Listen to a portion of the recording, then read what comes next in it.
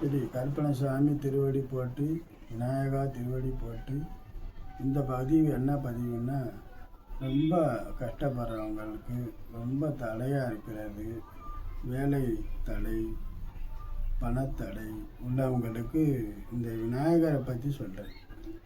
விநாயகர் சதுர்த்தி இல்லைன்னா விநாயகர் சங்கட சதுர்த்தி அன்னைக்கு களிமண்ணில் பிள்ளையார் செஞ்சு அவர் வழிபடணும். அது எப்படின்னா, நீங்கள் களிமண்லேயே நவதானியமும் நல்லா அதிலேயே கலந்து விநாயகரை பிடிச்சி நீங்கள் சாமி கும்பிட்டுட்டு விநாயகருக்கு படையெல்லாம் போட்டு என்ன பிடிக்குமோ உங்கள்கிட்ட என்ன இருக்கோ அதை பூஜை பண்ணலாம். பண்ணிவிட்டு ஆற்றுல போய் கரைச்சிடுங்க. இந்த மாதிரி ஒன்று விநாயகர் சதுர்த்தி அன்னைக்கு பண்ணலாம், இல்லைன்னா மாதம் வர சங்கட சதுர்த்தி அந்த மாதிரி பண்ணாலும் ரொம்ப விசேஷம். அதுக்கப்புறம் எங்கெங்கே விசேஷம் நடக்குதோ